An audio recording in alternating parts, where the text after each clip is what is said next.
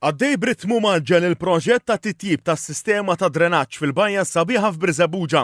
Dan il-proġett ta' 2,600,000 euro li jinkludi t-titjib ta' aktar minn 2 kilometri ta' pajpiet ta' drenaġġ u tissieħ ta' netwerk tal-ilma tajjeb għax-xorb huwa infassal sabiex l-infrastruttura għar-residenti u n-negozji fil-lokalità tkompli titjib.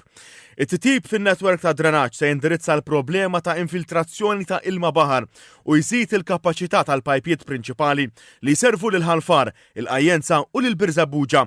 Żoni residenzjali u kummerċjali se jbenefikaw minn tibdil ta' trunk mains fondi li waslu l-ilma ta' drenaġġ lejn l-istazzjon tal-pompi ta' Biżebbuġa u rinnovar fost oħrajn ta' konnessjonijiet ta' drenaġġ fid-djar.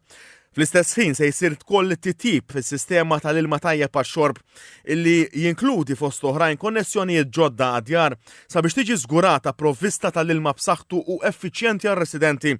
Stqarrija mill-Ministeru għall-Ambjent qalet li l-proġett mistenni li jitlesta sas-sajf tas-sena d-dieħla.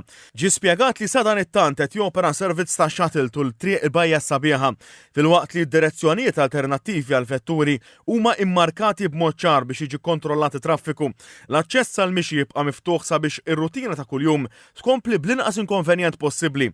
Dawn id-dettalji ġew spjegati mill-Ministru Miriam Dalli u l-Kap Eżekuttiv tal-Korporazzjoni għas-Servizzi tal-Ilma Karl Cilia lir-residenti u rappreżentanti tal-lokalità illi ntqal esprimew is-sodisfazzjon tagħhom għal progress li diġà sar sa issa, b'mod partikolari fejn diġà tneħħew u nbidlu l-pajpijiet ta' drenaġġ. Il-Ministru Dalli fisred dan il-proġett bħala eżempju ċar tal-impenn tal-Gvern li indirizza l-isfidi malajr u jipprovdi benefiċċji fit-tul lill-komunità.